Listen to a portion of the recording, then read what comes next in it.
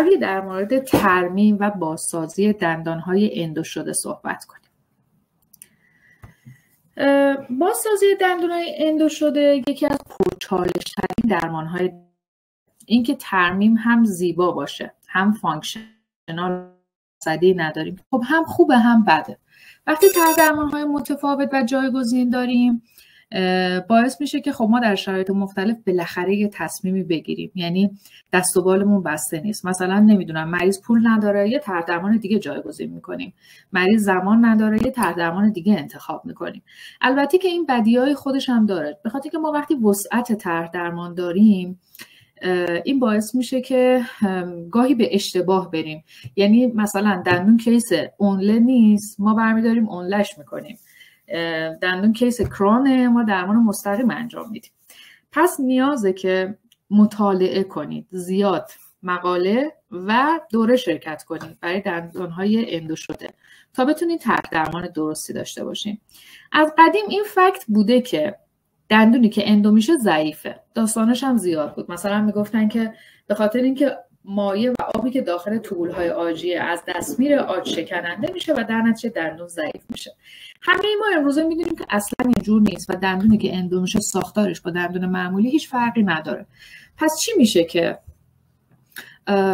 این اتفاق میافته؟ ما وقتی که داریم حفره اندو میزنیم یا پوسیدگی برمیداریم، اون اینتگریتی و یک پارچگی ساختار دندون رو داریم از دست میدیم. این اولین دلیلیه که دندون ضعیف میشه. دومین دلیل اینه که وقتی عصب یک دندونی رو از بین میبریم، اون مکانیسم فیدبک های حسیش رو داریم ضعیف میکنیم و در نتیجه ممکنه فرد نیروی بیشتر از نیروی معمول بهش وارد کنه و باعث شکستن دندون بشه. اما من قویاً اعتقاد دارم که اصلی ترین دلیل از دست رفتن دندانهای اندو شده درمانهای اشتباه ماست ولا غیر. ما با درمان اشتباهمون باعث از دست رفتن دندون میشیم. مثلا 100 تا دندان اندو شده داریم، 90 تا درمان غلط میدیم که 80 تاش به شکست میرسه. بعد میگیم 80% دندانهای اندو شده از دست رفته. آیا واقعا دندون به خاطر اندو از دست رفته یا به خاطر درمان غلط من بوده؟ بچه‌ها قبل از هر درمانی ارزیابی اون ریسک فاکتورها یا خطراتی که برای درمان وجود داره رو انجام بدین، ریسک آنالایزیس کنین. به خاطر اینکه این من الان دارم میبینم که اسلایدام به هم ریخته شده، ولی خب دیگه الان کاری نمیتونم بکنم. امیدوارم که براتون خانه و واضح باشه. ارزیابی خطر یعنی اینکه اولا شما اون اندویی که انجام شده رو بررسی کنید ببینید کیفیت داره یا نه. چرا مهمه؟ به خاطر اینکه یه درمان اندوی ممکنه خیلی کیفیت نداشته باشه، اما ما شرایط تعویض اندو و ری اندو هم نداریم. مثلا یه همکاری برای من 2 هفته پیش اندو کرده، من بالاخره باید حواسم به همکارم هم باشه دیگه. نمیتونم به مریضم بگم خب این اندو خوب نیست، یا اصلا زمان زودیه برای اینکه بگم این اندو خوب هست یا خوب نیست و مجبورم روش کار کنم. این رو درمان من تاثیر داره. یعنی من سعی میکنم به سمت درمان‌هایی برم که خیلی هزینه بر نباشه برای بیماری یک، یا مثلا اگر کانال دندون مشکل داره و نمیدونم در آینده قراره براش چه اتفاقی بیفته، توش یه پستم بر نمیدارم بذارم که پس فردا اندوش به مشکل خود نتونن پست رو در بیارم و دندون رو هوا بشه. خطر دومی که باید توجه کنیم بهش بیماری‌های پریودونتاله. ببینین بیماری پریودونتال از یه طرف میتونه نسبت تاج و ریشه رو به هم بزنه که خب خیلی توی درمان‌های بازسازی مهمه. از طرفی هم اگر یه فردی مستعد بیماری پریودونتاله، خیلی باید بیشتر مراقب باشیم که با بیولوژیک ویتسش وارد نشیم. پس در این افراد شاید بعضی وقتا به جای کرون بهتر باشه مثلا بریم به سمت اونله. مورد بعدی نسبت تاج به ریشه است. نسبت تاج به ریشه حداقل باید 1 باشه دیگه. بسیار مهمه، جلوتر در موردش حرف میزنم. مهمترین موردی که ما در ارزیابی ریسک خطر در موردش صحبت میکنیم میزان نسج تاجی و ریشه‌ای باقی مانده بعد از درمان ریشه است. این میزان تاج باقی مانده و ریشه باقی مانده مهمترین عامله در این که درمانی که میتونیم انجام بدیم درمان خوبیه یا پرخطره یا سخته.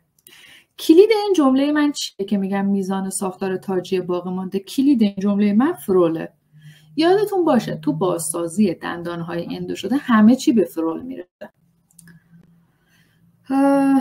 فرول در واقع اون ساختار عمودی باقی مونده از مارژین و سرویکال دندونه که قرار توسط روکش یا ترمیم ما احاطه بشه.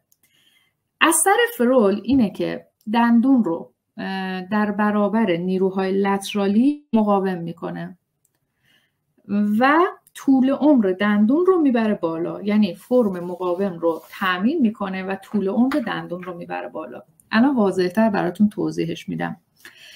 آن چیزی که میخوام بدونین اینه که فرول صرفاً دندانه.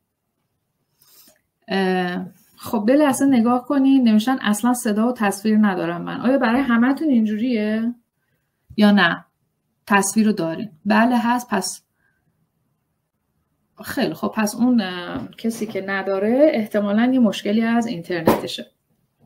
بچه ها فرول دندانه. فرول هیچ چیزی به جز ساختار دندانی نمیتونه باشه. مثلا این که شما یه دندون کف رو بیاین با کامپوزیت کنین بعد بگیم به به من عجب کری ساختم، عجب فرولی ساختم، قطع به یقین محکوم به شکسته. فرول باید از ساختار دندانی باشه. اگر وجود نداره باید ایجاد بشه. حالا میگم چطوری. این عکس رو ببینین، خیلی واضح فرول رو بهتون نشون میده. شکل رو میخوام نگاه کنین.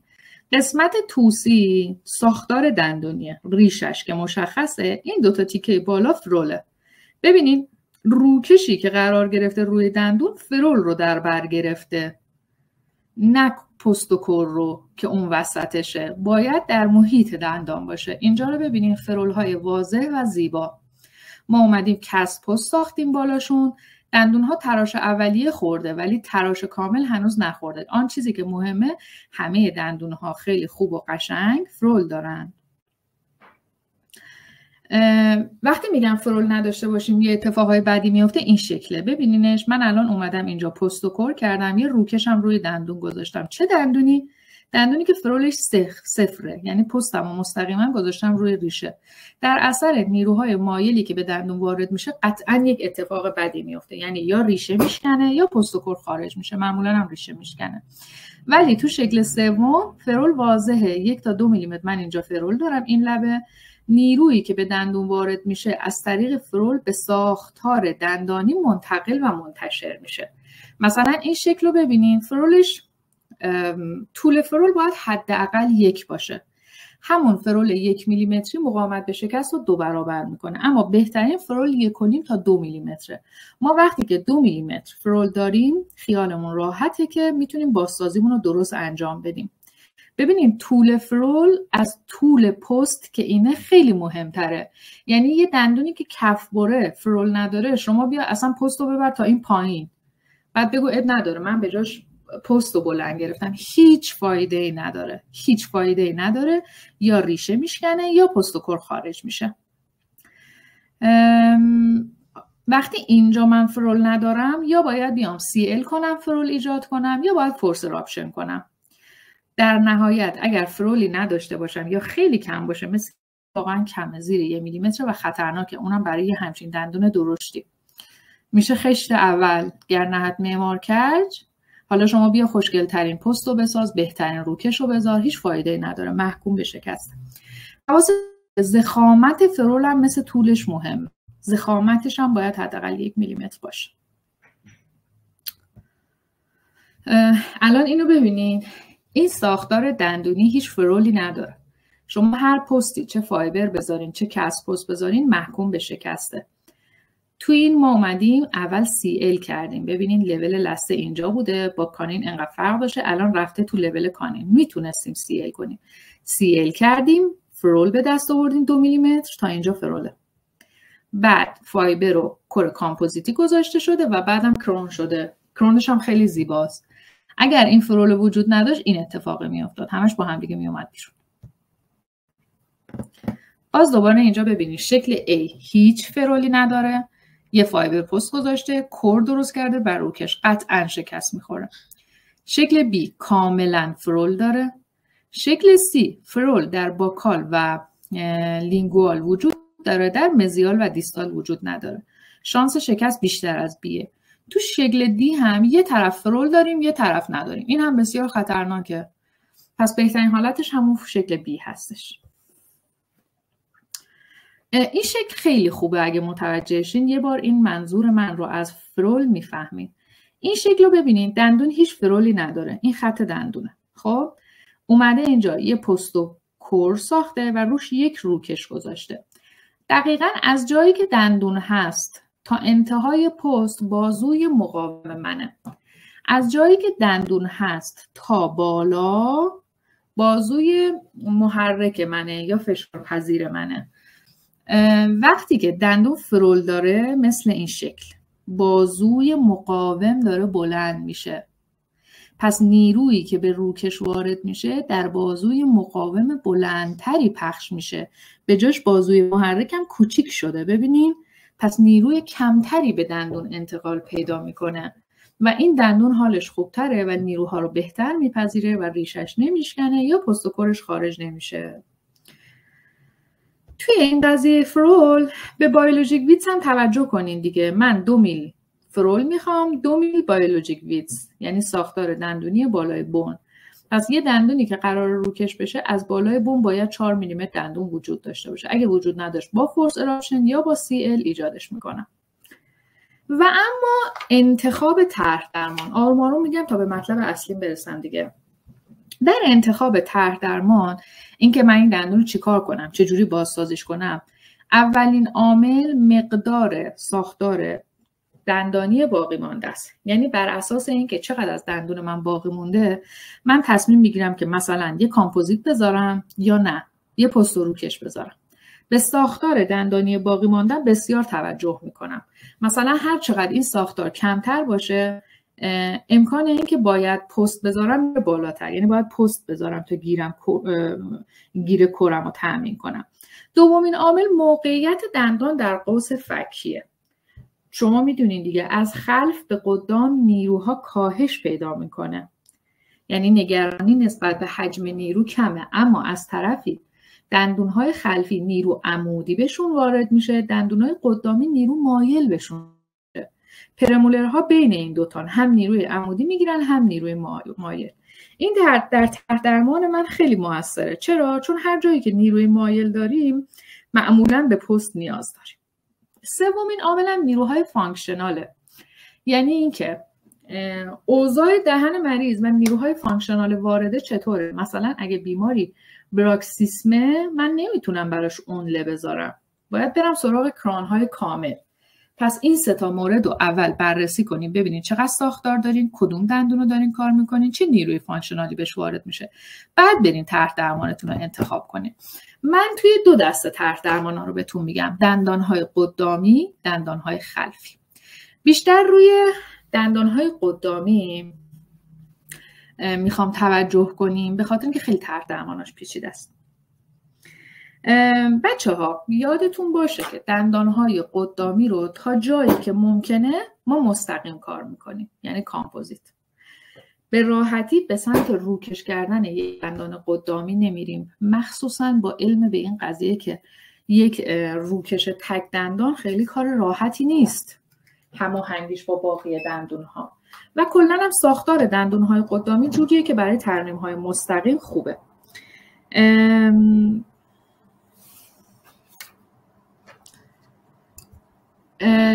حالا میخوام طرح درماناش رو بهتون نشون بدم.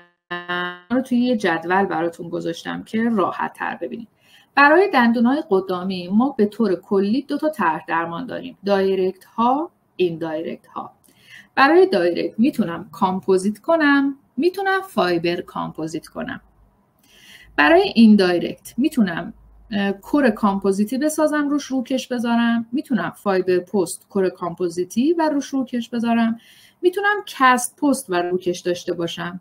چیزی که میخوام تو این طرح درمان کلی ببینین، اولا من پست فلزی ندارم در دندونهای قدامی و نمیدونم واقعا چرا هنوز همکارا پستای برنجی میذارن توی دندونهای قدامی. 2 اینکه لامینیت ها و ونیرها رو توی درمان ندارم، چون اونا قرار نیست طرح درمان دندان اندو شده باشه. نه اینکه در دندان اندو شده قرارش نمیدیم، قرار میدیم، اما برای طرح درمانی که برای استحکام دندان باشه خیر. اولین درمانی که براتون توضیح میدم کامپوزیت رستوریشن. ببینین اگه دندون قدامی اندو اکسس باشه، مثل این که براتون مشخص کردم، صرفا ترمیم کامپوزیت میکنیم، هیچ چیز اضافه نمیخواد. مثلا اصلا اجازه ندارید اینجا فایبر پست بذارید. فایبر پست برای چی میخواید اینجا بذارید؟ یه فضای کوچیکه با کامپوزیت پرش کنید. حتما گوتاشو باید تا، حالا قرار نیست نکات درمانی بگم ولی اینو میگم، گوتا رو تا زیر CJ، یعنی تا اینجا حتما قطع میکنیم که دندونتون تغییر رنگ پیدا نکنه. خب روی گوتایی که از این ناحیه قطع شده میتونید گلس آینومر بذارید و بعد کامپوزیت کنید، میتونید مستقیما کامپوزیت کنید، هیچ فرقی نداره. آن چیزی که مهمه اینه که بین گوتا یا گلس فاصله نباید باشه. مثلا اینجا رو 6 میل خالی نکنین، 4 میل پر کنین. اون فضای خالی هم سیل اندو منو به خطر میندازه، هم استحکام دندونمو میاره پایین. و حواستون باشه که کیور شه دیگه. اگه در واقع فضاییه که فکر میکنین نور بهش نمیرسه، سلف بذارین، چه گلس چه کامپوزیت، و بعدش با کامپوزیت نوری ادامه بدین. خب پس اولی دارم در مورد کامپوزیت رستوریشن میگم. اندو اکسس ها رو گفتم. چه دندونای اندو اکسس؟ مثلا دندونی که تحت تروما نکروز شده. اگر بچه‌ها به این اندو اکسستون یه ترمیم کلاس 3 هم اضافه شد، یعنی دندون پوسیده شده بود اندوی شده بود، یا کامپوزیت کلاس 3 داشت اندوی شده بود، یا حتی 2 تا کلاس 3 دو طرفش اضافه شد، باز هم میتونین کامپوزیت رستوریشن انجام بدین. یه کامپوزیت کامل و خوب و ساده انجام بدین. خب اینا هم معمولا فایبر نمیخوان مگر اینکه سرویکال دندون ضعیف شده باشه یا جدایی بین قسمت باکال پالاتال خیلی زیاد شده باشه. و حواستون باشه اگه فایبر رو دسترسی ندارین براش که بذارینش، مثلا بعد دندون رو تراش بدی تا یه فایبر وارد کنی، بی خیال فایبر گذاشتن بشین. مخصوصا این درمان برای دندانهای سانترال و کانین خیلی مناسبه، حتی اگه دو طرف کلاس 3 داشته باشن، چون دندون حجیمه، ساختارش زیاده و حتی با این وجود پوسیدگی ها هم بازم بیش از 50% از ساختار دندون میمونه. به طور کلی ما 50% از ساختار دندونی بیشتر مونده همیشه درمان مستقیم میکنه. خب ببینین شکلشو. این دندون یه اندو اکسس فقط داره، اندو شده، من اکسسش رو با کامپوزیت پر میکنم و تمام. این دندون یه اندو اکسس داره، یه ترمیم کلاس 3 که باید عوض شه چون معیوبه. اینجا رو ببینین، اینم با درمان مستقیم، نه فایبر میخواد نه روکش میخواد، خیلی خوب و شیک و تمیز کارمو انجام میدم. اینا هم ببینین دوباره دندونای قدامی پایین در اثر یه ترومایی دچار زائعه شدن، همشون نکروز شدن. صرفا یه اندو اکسس داشته، گوتا خالی شده تا زیر CJ، دقیقاً از سر گوتا گلس گذاشته شده و بعد اندو اکسس ها فقط با کامپوزیت پر شده بدون فایبر یا هر چیزی. این هم نمای چند وقت بعدش دندونا هیچ تغییر رنگی نداره به خاطر اینکه من گوتا رو کوتاه کردم. دندان هم ترمیم کامپوزیتی گفتم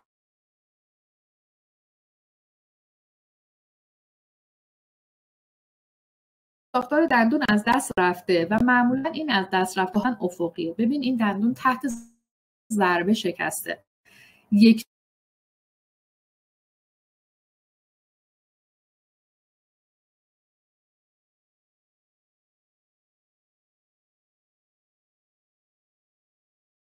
بشه برای این فضایی که فقط کامپوزیته. پس در دندانهایی که اینجوری افقی از بین رفته بذارید دارتی برای کامپوزیت بشه. فقط باید حواستون باشه که وقتی درمان مستقیمه و قرار نیست بعدش روکش بشه، فایبرتون نباید به محیط دهان اکسپوز باشه، حتما باید توی کامپوزیت مدفون باشه، یعنی به اندازه کوتاهش کرده باشین. فایبر رو هم یک باره افقی یا کمی مایل با یه فرز تیز کوتاه کنین، هی خورد خورد کوتاهش نکنین چون بافته‌هاش از هم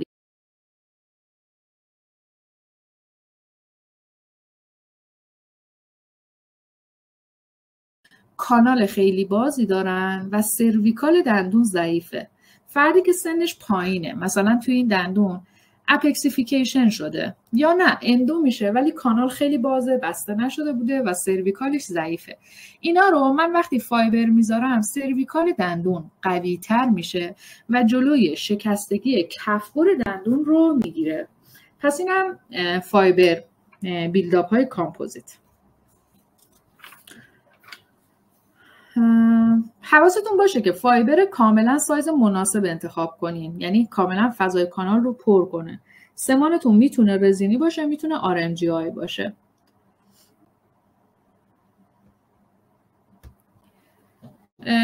بعضی وقتا دیگه ساختار دندانی بیش از 50% از بین رفته، مخصوصا تو چه دندونای لترال بالا، انسیزورهای پایین، چون خودشون دندونای کوچولویی هن. همین که ساختارشون از دست میره ما دیگه باشون به مشکل میخوریم. اینا باید روکش بشن.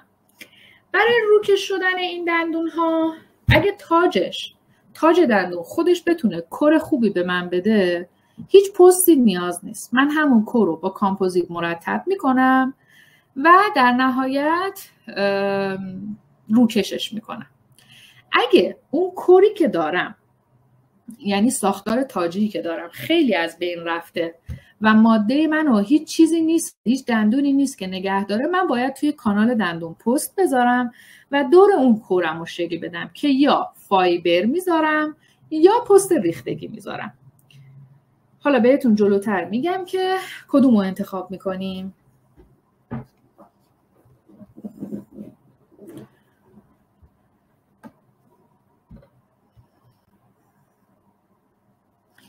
این که گفت یه جاهایی ساختار تاجی به اندازه کافی هست، همونو فقط کامپوزیت میکنم و تراش میدم برای روکش. معمولا توی سانترالای بالا و کانین بالا پایینه، دندونایی که خودش حجیمه و با وجود پوسیدگی هنوزم ساختار کافی داره. اما تو لترال بالا و انسیزور پایین واقعا نیاز به پست هست. این کیسی که دارین میبینین من فایبر گذاشتم، در واقع من نه، شکل توش فایبر گذاشته شده و کور کامپوزیتی گذاشته شده. ولی حواستون باشه اینجا تا اینجا ساختار دندونی ها فرول خوب و عالی داشته. اینجا یه انتخاب بوده، میتونسته فایبر کامپوزیت کنه، میتونسته فقط کامپوزیت کنه. یه فایبر گذاشته توش، بازسازی با کامپوزیت ادامه، کورم آماده است، حالا روش روکش میذارم. من خودم شخصا بیشتر کست پست میذارم. ما که یا کست پست رو ترجیح میدیم در دندانهای کوچک، یعنی انسیزورهای پایین و لترال بالا. چرا؟ چون کور خودش خیلی ضعیفه، جا نداره که ما حالا یه دونه پست بذاریم بعد روی اون با کامپوزیت بازسازی کنیم، مخصوصا انسیزورهای پایین. یا جایی که داریم چندین تا دندون رو با هم بازسازی میکنیم بهتره که کست پست بذاریم.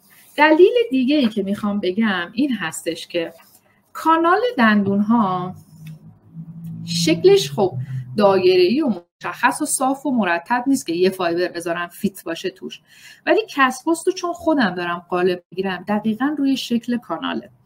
من دکتر سفری کست پست رو ترجیح میدم. چرا؟ چون تواناییم توی این قضیه بیشتره، فیتنسم با کانال بالاتره، خیالم راحت تره و سریعترم، مخصوصا تو چند دندان. ممکنه یه همکار دیگه فایبر رو ترجیح بده، بگه نه من تواناییم توی فایبر بیشتره. آن چیزی که بین دوتاش مشترکه اینه که دندان باید فرول داشته باشه، فرول خودش رو داشته باشه. اما من به شما توصیه میکنم جاهایی که فرول اینقدر به اندازه است، یعنی کمه، 1 میله 2 میله، اینا ترجیحتون رو ببرین روی کست پست و بعد هم روکش. الان این دندون رو ببینین یه فرول عالی داشته ولی دیگه کورش خیلی کمه، یعنی نمیشد این تیکه رو بیای با کامپوزیت بسازی بدون پست و بعد روکش بذاری، چون روکش در میومد. به پست نیاز داشته. بین فایبر و کست پست رو انتخاب کرده. منم بودم کست پست رو انتخاب میکردم. اما این دندون فرول نداره، اومده یه کست پست هم ساخته. این محکوم به شکسته. با کدوم فرول آخه؟ حالا چه کست پست بذاری چه فایبر، این در میاد همش از دندون. اگه فایبر باشه فایبر و روکش از دندون در میاد، اگه مثل این پست ریختگی باشه روکش ریشه رو معمولا میشکنه. یا این دندون رو ببینین کلی ساختار از دندون مونده بوده، باقیش اومده با کسب پست جایگزین کرده. اینو با فایبر کامپوزیت هم میتونست جایگزین کنه چون دندون سانتراله و مقدارش خوبه، اما کسب پست رو انتخاب کرده. بچه‌ها اگر کسب پست انتخاب میکنین و روکش بعدیتون قراره که روکش ایمکس باشه، میتونین به لابراتوارتون بگین که یه پورسلن اوپک روش بزنه، پست سفید بشه که شادو تیرگی پست از روی روکش ایمکس دیده نشه. اگرم روکشتون زیرکنیاست که خب نگرانی نداره، رنگ فرز ازش دیده نمیشه چون اوپکه. این شکل خیلی برام مهمه. ببینید یه دندونی بوده که فرولش صفر بوده، کفبر بوده تو دهن، اومده یه پست ریختگی روش ساخته و گذاشته، بعدش هم روکش کرده. چی شده؟ پست و روکش و همش در اومده، دندونم کشیدنی شده. وقتی کشیده این دوتا رو گذاشته رو هم دیگه که شما ببینید دندان بدون فرول هیچ فایده‌ای ندارد. خب درمان دندون‌های قدامی تموم شد. دندون‌های خلفی رو هم با هم دیگه بگیم. دندون‌های خلفی هم میتونن بعد از اندو دایرکت پر بشن، میتونن این دایرکت پر بشن. الان شما این جدول رو برای مولرها در نظر بگیریم.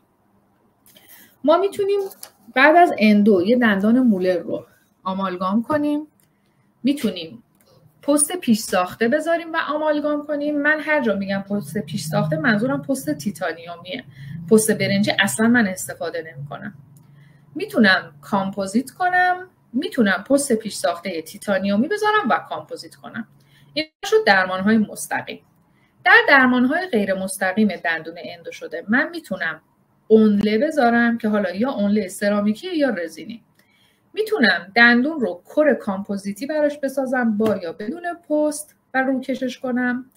میتونم دندون رو کور آمالگام براش بسازم با یا بدون پست و روکشش کنم.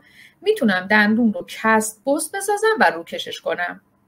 همینجا یه سری توضیحاتش رو میگم. ببینین وقتی که الان در مورد مولر داریم حرف میزنیم، وقتی بیش از 50% ساختار دندون رو داریم یا نه کمتر از 50% دارین ولی امکان بازسازی مستقیم رو دارین، میایین سراغ کامپوزیت و آمالگام. معایب و مزایای هر دوتاشون میدونین دیگه. ایزولیشن، استحکام، هر دوتاشون استحکام خیلی خوبی میخوان. کامپوزیت ایزولیشنش خیلی مهمه. کامپوزیت کانتکت گرفتنش سخته، اگه نمیتونین کانتکت بگیرین مجبورین برین سراغ درمان این دایره. اینکه پست میذاریم یا نه تو دندانهای خلفی رو جلوتر بهتون میگم. اما اگه ساختار دندونیم زیر 50% باشه، من یا خیلی تضعیف شده باشه میرم سراغ درمانهای این دایرکت. بچه‌ها ما میگیم خیلی از دندونهای خلفی اندو شده روکش نمیخواد. از طرفی میبینیم که خیلی از دندونهای خلفی اندو شده از دست میره. مثلا یه مقاله فقط خودش نشون داده دندونهای خلفی اندو شده که روکش نشده 6 برابر بیشتر از اونایی که روکش شده از دست رفته. دلیل چیه؟ دلیل صرفاً عدم پوشش کاسپ‌ها یا کاسپ ریداکشنه. اصلا داستان شکستن دندونها در ترمیم‌ها از کاسپ‌های ضعیف ریداکت نشده است. پس به هر دلیلی اگر قرار نیست روکش کنیم، میخوایم ترمیم‌های مستقیم انجام بدیم یا میخوایم اونله بذاریم، باید کاسپ کاور کنیم. اینطوری عمر دندون خیلی میره بالا و ما هم خیالمون راحته. جدول رو یه ذره تغییر دادم برای دندون پرمولر، دوباره براتون تعریفش کردم. برای پرمولر چیزی به عنوان آمالگام وجود نداره، نه ترمیم آمالگام چه با پست چه بدون پست، نه ترمیم آمالگام به عنوان کور زیر روکش، به خاطر اینکه بشه زیبایی داره و الان بیمارای ما نمیپذیرن و کامپوزیت بسیار میتونه سرویس خوبی به ما بده. چرا باید تو دهنه یه مریض رو دندون پرمولرش آمالگام بذاریم، واقعا فانکشن بهش بدیم و زیبایی ندیم؟ پس برای پرمولر آمالگام رو لطفاً حذف کنیم. باقی موارد همش میتونه توی پرمولر هم باشه. یه نکته میخوام در مورد پرمولرها بهتون بگم. بذارید ببینم جلوتر شکل چی داریم. روی شکل میگم. الان شکل اول رو ببینیم. دندون اندو شده، یه مارژینال ریجش از دست رفته، اما ساختار تاجیش بیش از 50% و خیلی خوبه. من فقط این دوتا کاسپی که سمت مارژینال ریج از دست رفته رو ریداکت میکنم، یعنی از اینجا و از اینجا. دندون رو با کامپوزیت یا با آمالگام که ترجیح هم کامپوزیت بازسازی میکنم، خیلی هم عالی میشه. دندون پرمولر اندو شدم هم یه مارژینال ریجش از دست رفته، یه ذره اینجا رو اصلاح میکنم، یه ذره اینجا. نیاز به ریداکت نداره چون این ساختار خیلی خوبه و یه ترمیم کامپوزیت عالی هم روی پریمولرم میذارم. این دندون 6 رو ببینین، حفره اکسسش فقط یه اکسس اندو داره، مثلا نکروز شده بوده به هر دلیلی، من همون رو با کامپوزیت پر میکنم، هیچ چیز اضافه هم نیاز ندارم، خیالم هم راحته که اتفاقی براش نمیفته. پس من اینجاها بیش از 50% ساختار تاجی رو دارم، گاهی به کاسپ کاور نیاز دارم، گاهی به کاسپ کاور نیاز ندارم. کیا به کاسپ کاور نیاز دارم؟ وقتی که یه مارژینال ریجی از دست رفته باشه. توی دندون اندو نشده اینجور نیستا، چون عمق حفره کمه، ممکنه یه جای مارژینال ریج از دست بره مثل ترمیمای کلاس 2، ولی ما هیچ کاسپ کاوری نمی‌کنیم. ولی اینجا عمق حفره زیاده، ببینین از پالپشان بگیرید در نظر تا بالا تا سطح اوکلوزال. نباید سمت چپی رو ریداکت کنیم. چرا دیگه؟ این مولر سمت چپ رو گفتم این دوتا کاسپش ریداکت میشه، کاسپای مزیالش فقط که سمت مارژینال ریجه. این ورش نه دیگه، ریداکت نمیخواد. مارژینال ریجه به این خوبی و تایتی و دندون بسته است، برای چی این ورش رو ریداکت کنم؟ این شکل رو ببینید. الان این دندون پریمولر اندو شده، یه مارژینال ریجش هم از دست رفته. این سمت ارزش خیلی خوبه، مارژینال ریج و کاسپ. من فقط این دو قسمت رو تا حدودی ریداکت میکنم و بعد بازسازیمو با کامپوزیت انجام میدم. نه فایبر نیاز دارم، نه پست نیاز دارم، همه چی خوب و عالی و شسته رفته. نمیشه خانم دکتر چرا ترجیحتون برای دندون 6 کامپوزیته؟ چرا نباید باشه؟ قشنگم. به خاطر اینکه کامپوزیت استحکامش بسیار بالاست، مقاومت به سایشش بالاست، نسل جدید باندینگ بسیار خوب به ما سرویس میده. فقط من باید بتونم انجام بدم و کانتکت رو ببندم. چرا کامپوزیت نکنم؟ اگر هر کدوم از اینا رو بلد نباشم و مجبور باشم و کانتکت بلد نباشم ببندم، میتونم آمالگامش هم بکنم، نه اینکه نمیتونم. خب منتها آمالگام خیلی مریضا دیگه از زیبایی نمیپذیرنش، ما هم واقعا نمیپذیریم، ولی من اینجور نیستم که آمالگام نکنم. ممکنه یه وقت مریض بخواد، ممکنه خودم بخوام. این که گفتم این پرمولر ریداکشن، این فضاش خیلی بیشتره، خیلی بازتره. ببین این تا اینجا اومده، این قسمتش باید ریداکت شه، اصلاح شه، ولی این ورش کماکان ریداکت نمیشه. خب این شکل رو ببینیم. بچه‌ها این دندون 6 درسته که این مارژینال ریجش تایته، باز نشده، ولی میگم ریداکت شه. چرا؟ به خاطر اینکه ببینید تا کجا حفره ادامه پیدا کرده، فقط یه ریم ازش مونده، خیلی باریکه. پس هر 4 تا کاسپش ریداکت میشه. حالا اینکه درمانم چی بشه؟ میتونم آمالگام بیلداپ فول کاسپ کاورج کنم، میتونم کامپوزیت بیلداپ فول کاسپ کاورج کنم، میتونم این حفره رو یکم پر کنم، اندوکرونش کنم، میتونم این حفره رو کامل پر کنم و بعد اونلیش کنم. ببین چقدر من درمان داشتم که تو این کیس اومده و در نهایت اونلیش کرده. آن چیزی که مهمه اینه که هر 4 تا کاسپش رو ریداکت کنین. یه کسی شاید بگه من دلم میخواد اینو روکش کنم، میل خودتونه، این دندون حیفه برای روکش شدن، ولی اگر خواستین روکش کنین اوکی، کورتون رو بسازین. این کور میتونه آمالگام باشه، میتونه کامپوزیت باشه و بعدش تراش روکش بدین. این کیس رو ببینین، یه دندون 6 اندو شده، هر 2 تا مارژینال ریج از بین رفته بود، باکال و لینگوال ضعیف شده بود، همش ریداکت شده و بعد یه آمالگام بیلداپ عالی فول کاسپ کاورج اومده روش. بچه‌ها این سالهای سال عمر داره، دوامش خیلی بالاست، 20 سال 30 سال سرویس میده. بعد دقیقاً در کنارش یه دندون پرمولر رو اولا که آمالگام کرده که ما دیگه این کار نمی‌کنیم. دوما ببینید یه دیواره نازک تو باکال نگه داشته، یکی تو لینگوال، هیچ ریداکشنی نکرده و به زودی خواهد شکست، چون همین الان اینجا باز شده.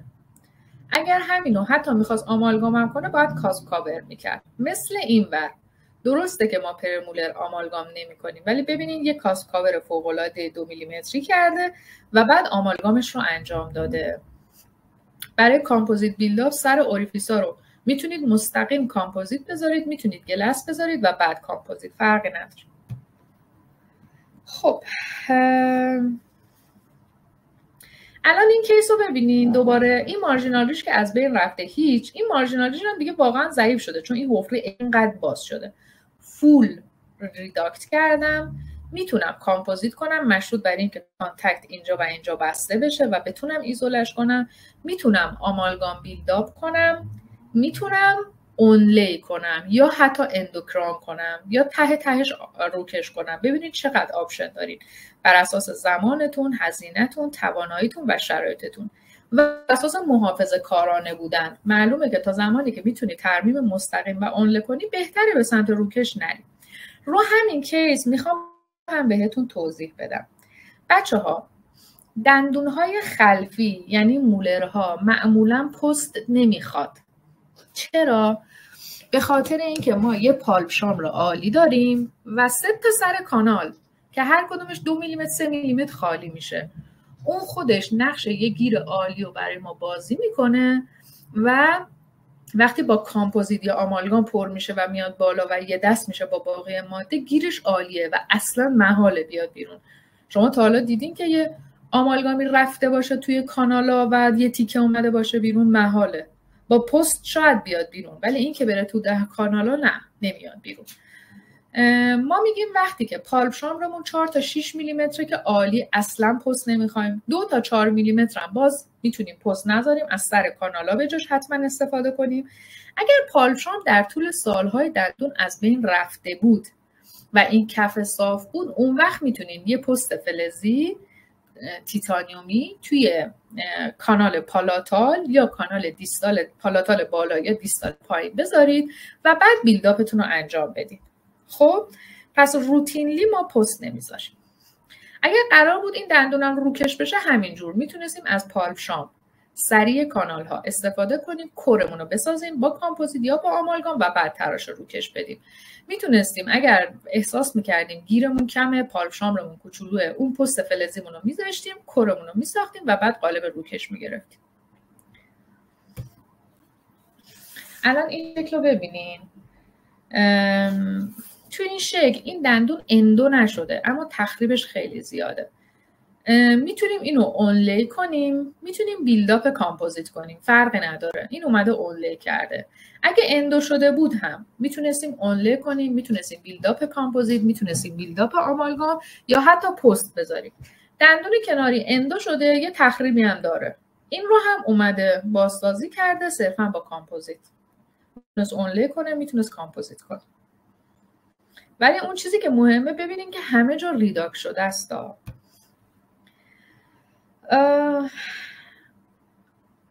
این شکل هم ببینین، این شکل خیلی خوبیه. این دندون اگر اندو هم شده بود اینجا فضاش بسته بشه، یه سمت کاسپاش کاور شده، یه سمت کاسپاش خوب بوده و اصلا بهش دست نزد. به جاش دندون کناری هم این ور کاور شده هم این ور. این پرمولر هر دو تا مارژینال ریجش از دست رفته، هر دو سمتش کاور شده. به خاطر که قطعا اینا میشکنه. شما اینا رو اندویی در نظر بگیرین. من میخوام برای دندونهای اندو نشده هم در صورت ضعیف بودن کاسپا ریداک کنیم. بله حتما ریداک کنیم. هر جایی که کاسپ ضعیفه ریداکتش کنیم. بی برو برگرد. خب بچه‌ها در مورد روکش حالا میخوام بهتون بگم. آخرین این دایرکت ها روکش ها هستن. اول پرمولر رو بگیرید. پرمولر دندون خیلی خاصیه توی قوس دندونی، نه خلفه نه قدامه، یعنی هم نیروی مایل میگیره هم نیروی عمودی. ریشه هاش خیلی نازکه، کانالاش خیلی عجیب غریبن، فلوتدن، نمیدونم. وقتی که توش فایبر پست میذارید نمیتونه اون همه شکل کانال رو پر کنه دیگه. من اگر دندون پرمولر رو قرار باشه روکش کنم، زیرش کسب پست میسازم.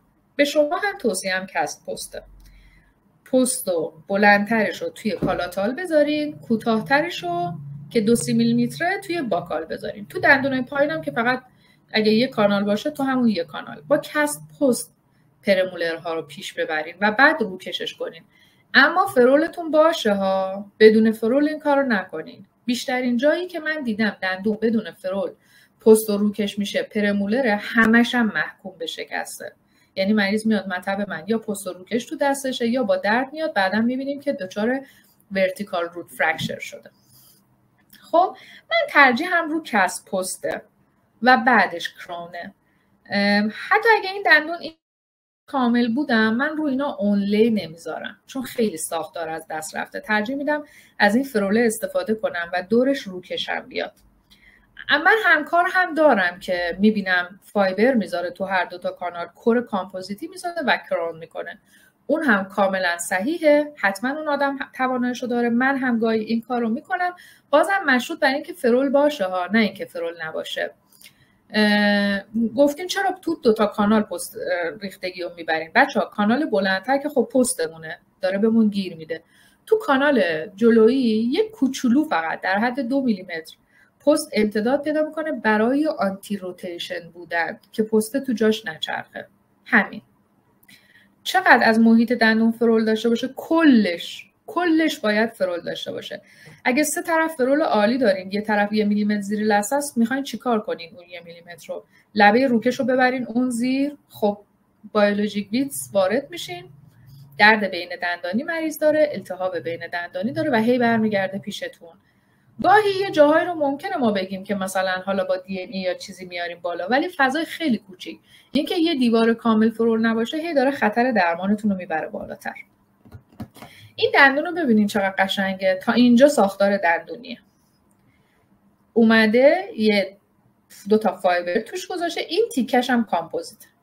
خب کور کامپوزیتی ساخته، توش فایبره و بعدم روکش گذاشته برای این پرمولر. میتونستم کست پستم بسازم اینجا؟ بله میتونستم، اما چون خیلی از ساختار مونده بوده و اگر میخواستم کست پست بسازم و کست پست محصش باید باز باشه، هی باید اینو بیشتر تراش میدادم، خب دلم نمیخواسته ساختار دندونیم از بین بره، فایبر رو کامپوزیت گذاشتم. ولی میشد کست پست هم باشه، فرولم هم عالیه و بعد روش روکش میذارم. دندون مولر اگر قرار باشه روکشه، کورش میتونه آمالگام باشه، میتونه کامپوزیت باشه. ما ترمیمی ها پست ریختگی توی دندون مولر نمیذاریم، اعتقادی هم بهش نداریم. همه مقالات هم نشون داده که هیچ فایده ای نداره، چون تو باید قرارش بدی یه مسیر نشست واضح بذار پست ریختگی توش بشینه. ولی برای کامپوزیت آمالگام اینجور نیست. اتفاقا هرچی حفره و نمیدونم لج داشته باشه بهتره و گیرش بهتر میشه. اصلا نیازی به تراش اضافه دندون نیست. کورم میتونه کامپوزیت باشه، میتونه آمالگام باشه و بعدش روش روکش میکنم. گفتم رو دندون پریمولر حتی کورو با این که میخواد بره زیر روکش آمالگام نمیکنم، چون خیلی وقتا آمالگام تتو به من میده و مریض با ناراحتی از رنگ لثه میاد. این دندون رو ببینین، یه فرول عالی خودش از ساختار دندونی داشته، کور کامپوزیتی هم براش ساخته شده که هیچ پستی توش نیست و رفته تو پالپ شام و ابتدای کانال ها، بعدش قالبگیری روکش میشه. این دندون رو ببینین، توضیح واضح چیزی که در ابتدای حرفم زدم، کاست ریداکت نکردیم. بیشترین نوع شکل در مطبم میبینم. یه دندون ببین فقط این وسطش کامپوزیته، یعنی دندون کاملا خوبی بوده، ساختارش هم عالی بوده. باید هر 4 تا کاسپش ریداکت میشده، چون این ور که مارژینال ریج نداره، این ور مارژینال ریج اینقدر خیلی ضعیفه. اگر هر 4 تاش ریداکت میشد و کامپوزیت بیلداپ یا آمالگام بیلداپ یا اونلی میشد، هیچ وقت هیچ اتفاقی براش نمیافتاد. متاسفانه اصلا ریداکت نشده و در اثر نیروها این شکسته. معمولا هم این از خیلی سرویکالی میشکنه، از زیر سی جی میشکنه و خیلی وقتا دیگه امکان درست کردن دندون نیست، مخصوصا اینکه دندون هفته و که اصلا امکان سی ال هم نداره. این دوتا رو ببینین، دندون ها فقط فرولش مونده 1-2 میلیمتر، دیگه هیچ ساختاری نداره. من از این فضای پالشام رو هم استفاده میکنم، از کانالام استفاده میکنم، یه پست پیش ساخته تیتانیومی هم تو کانال دیستال یا کانال پالاتال میذارم. کامپوزیت بیلداپ هم به شکل کور انجام میدم و روکشش میکنم. میتونستم کست پست بسازم، همکارای پروتز میسازن، ما نمیسازیم. اینجا به جاش تو پرمولر حتما کست پست میسازم، اینو میبرم توی ریشه پالاتالی 1-2-3 میلیمتر میبرم تو ریشه باکالی.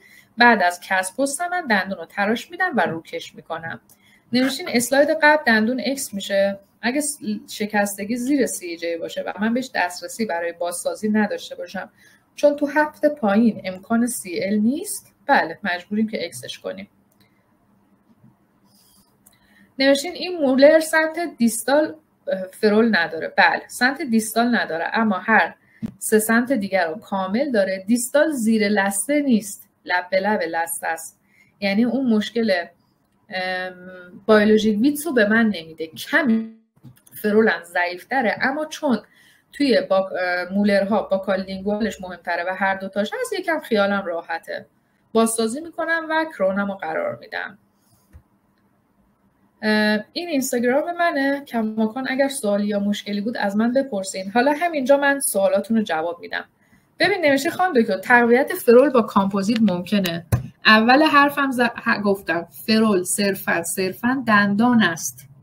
نمیتونید با کامپوزیت فرول بسازید، همش با هم کنده میشه. فرول هیچ چیزی به جز ساختار دندانی نیست. چقدر از محیط دندون فرول لازم داره؟ همش، مگه اینکه یه قسمت کوچولوش نباشه، اونم خیلی زیر لثه نباشه. مقصر اکس اون دندون کسیه که ترمیم کرده؟ بله کسیه که ترمیم کرده. اینکه باید دیه بده یا نه رو من نمیدونم، چون بیمارا اصلا به همچین چیزی آگاه نیستن، ولی بله طرح درمانش اشتباه بوده و ریداکت نکرده. کی میتونیم؟ خب خیلی سوالا زود میدونیم که بیلداپ آمالگام شده رو تراش بدیم، آمالگامش کنیم، باید آمالگامش رو خارج کنیم، پست و کور بسازیم. تو دندون مولر ما هیچ وقت آمالگام خارج نمی کنیم، پست و کور بسازیم. اگه ترمیم آمالگاممون کاملا پالپ شام رو گرفته، کانال ها رو هم گرفته، همون رو تراش میدیم برای روکش. اگه ترمیم آمالگاممون توی پالپ شام رو کانال ها نیست و یا احساس میکنیم که پالپ شامش خیلی کوچیکه و پست ریختگی میخواد و پست پیش ساخته میخواد، اون وقت خارج میکنیم. میشه مجدد بفرمایید برای مولرها در کدام کانال ها پست میذاریم؟ در دندون های پایین کانال دیستال، در مولرهای بالا کانال پالاتال، چون مستقیم ترن. مگه پست ریختگی باید تو هر دوتا کانال باشه؟ تو کانال روبرو یه کوچولو میذاریم برای آنتی روتیشن بودن. خانم دکتر عکس آخری که توضیح دادید مزیال و دیستال دندان پرمولر فرول داره. ببینین این عکس آخری روی پرمولر که مزیال و دیستال فرول نداره، حتما یا باید CL بشه یا باید فورس اراپشن بشه. من همیشه اول کس پستم رو میسازم، یعنی مشورت پریوم رو میگیرم، میگه بله امکان CL داره. خب من کس پستم رو میسازم، میچسبونم روی دندون، میفرستم CL تا این دو طرف برا من بیاد بیرون و بعد کرانش میکنم. اگر به هر دلیلی امکان CL نداشت، مثلا ریشش کوتاه بود یا دندونای کناری این اجازه رو به من نمیداد یا زیبایی این اجازه رو به من نمیداد، از همکار ارتو میپرسیدم ببینم میتونه اینو فورس اراپشن کنه برا من یا نه. کس پستمو میساختم، میفرستادم فورس اراپشن که دندون 1 میل بیاره بیرون و بعد کرانش میکردم. خانم دکتر پروانیان عزیزم، خب پست پیش ساخته رو فرمودید تو چه دندونی استفاده بشه؟ تو دندون مولری که پالپ شامرش کوچیکه، اون گیر کافی رو به من نمیده و من احساس میکنم کور کامپوزیت یا آمالگامم به گیر نیاز داره، ساختار تاجی عمودی خیلی از بین رفته، اونجا پست پیش ساخته میذارم.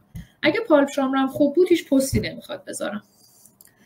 در دندانهای قدامی گفتین پست برنجی نذاریم. بله قطعا و یقینا پست برنجی تغییر میده و دندون رو سیاه میکنه. اصلا هم با بلیچینگ خوب نمیشه، یعنی خیلی کیسای سختی هست.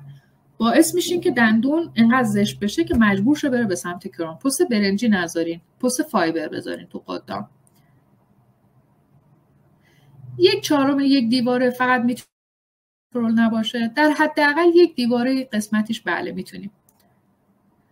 در ترمیم بایومیمتیک فرول نداشتن هم میشه ترمیم کرد. بایومیمتیک رو چند سال بعد نتایجش رو ببینید، نه این چیزی که الان هست. ببینید چند تا از اون دندونا کشیدنی میشه. 1 تنها دندونی که بدون فرول میشه ترمیمش کرد، موقت هم سرویس میده، نمیگم سرویس نمیده. کران نه ها، کران به هیچ وجه نکنیم بدون فرول، قطعا در میاد. ولی آمالگام شما رو دندون کفبر هم بذارید، مثلا با یه پست تیتانیومی تو کانال، 20 سال به شما سرویس میده، فرول نمیخواد خیلی. حتی رو دندون کفبر کامپوزیت بیلداپ هم چندین سال به شما سرویس میده، اما از اونجایی که دندون کفبر عمده‌اش عاجه و مینا نداره، بالاخره لیک میده و پوسیده میشه. ما داریم در مورد دندانهای کارای لانگ تایم حرف میزنیم. نظرتون در مورد پست پیش ساخته فلزی در دندانی که کمتر از 50% نسج دندون باقی مانده داره چیه؟ وقتی دندونی کمتر از 50% داره، گفتم اگر نیاز باشه میتونین پست پیش ساخته فلزی بذارین، قدامی نه ها، خلفی. اگه پالپ شامبرتون بهتون فضا نده میتونین. پرمولر هم که چون پالپ شامبر نداره، بله اگه خواستین میتونین پست تیتانیومی بذارین، میتونین فایبر بذارین. خیلی مفید بود، خواهش میکنم. در نواحی که یک سمت فرول نداریم، تراش ناچارن روی کور فلزی قرار میگیره. راه دیگه ای نداریم. چرا؟ CL کن، فورس آپشن کن، این بهترین راهش.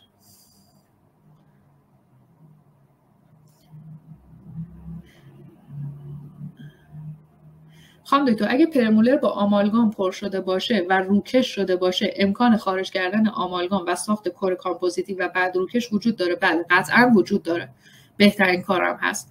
من خیلی وقتا اون آمالگامو خالی میکنم، کست پست میسازم و کرون میکنم، ولی اگه ساختار تاجیتون اجازه داد میتونین کور کامپوزیتی یعنی فایبر کامپوزیت کنین و بعد روکش.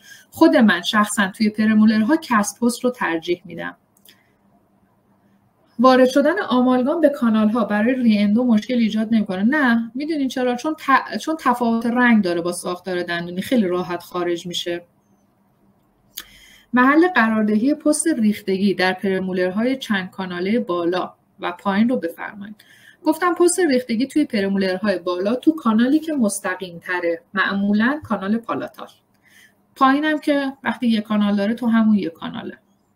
طول پست ریختگی، بچه‌ها طول پست، حالا میخواد ریختگی باشه، میخواد حالا ریختگی رو میگیم، باید حداقل به اندازه تاج باشه. اگه تاج 8 میلیمتره، طول پست تو کانالمون هم 8 میلیمتر باشه.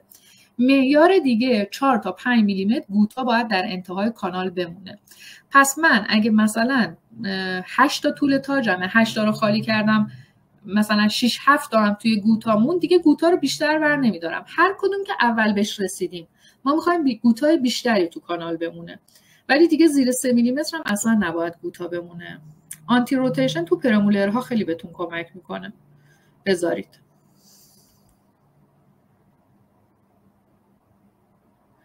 نوشته بودم پست و کور کامپوزیتی یعنی فایبر پست و کور کامپوزیتی. توی مولر نه، تو پرمولر، ولی تو مولر پست تیتانیومی و کور کامپوزیتی.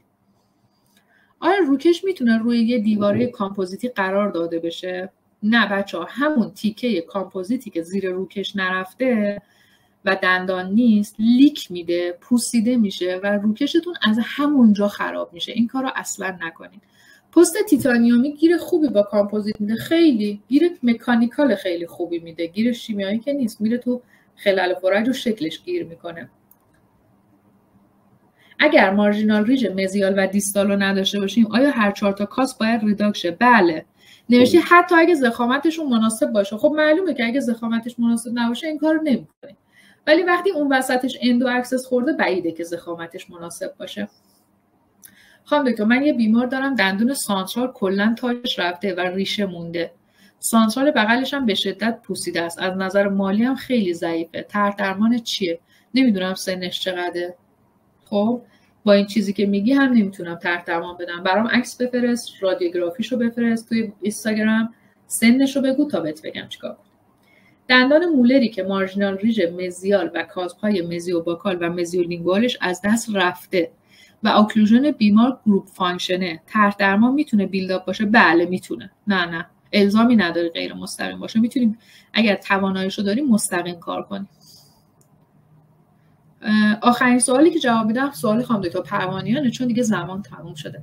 خانم دکتر، در مواقعی که ترمیم آمالگام وسیع و عمیق داریم، جوری که نیاز به ماتریس لوپ دار باشه ولی عمق ترمیم اینقدر پایینه که علیرغم بستن ماتریس لوپ دار سطح ترمیم به دندان مقابل نمیرسه، چیکار کنیم اوکلوژن برقرار بشه؟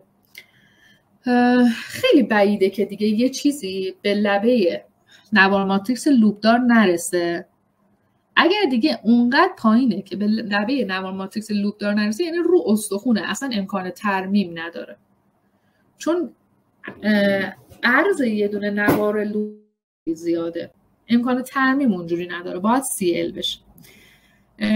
من تو این جور مواقع نوارمو میبندم، لبه لوپو میبرم بالاخره تا زیر پوسیدگی، بعد یه نوار کوچولو دوباره میذارم توی لوپ نوار، توی خود نوار ماتریکسم که ارتفاعو برای من جبران کنه.